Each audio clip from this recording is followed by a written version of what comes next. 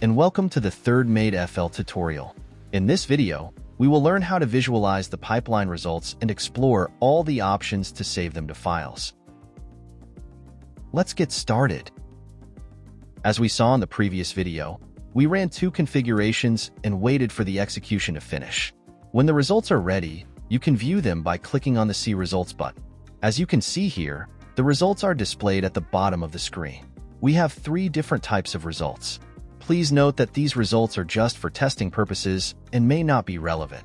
Global results. This section shows the overall results for all the clients in the network. Results by nodes.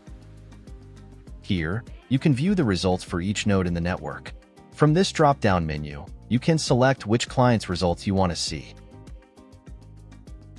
Compare results. This section allows you to compare the results between multiple clients. You can select the clients to compare from this drop-down menu. Since we ran 2 configurations, we have both configuration results here, and we can switch between configurations from this menu.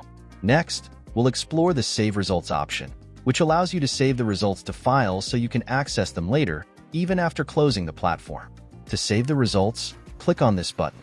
A new input field will appear where you can enter the file name. For example, let's enter my results as the file name.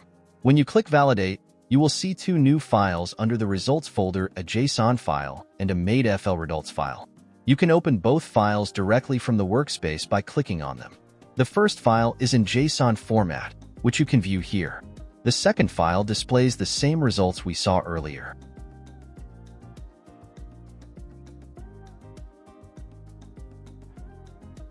At the bottom, you can see the configuration details that produce these results. You can also use this button to show or hide the configurations details. Let's close the results now. Another way to save the results is by using the Save Results node.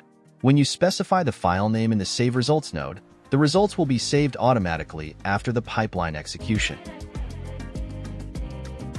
That's all for this video. I hope you enjoyed it.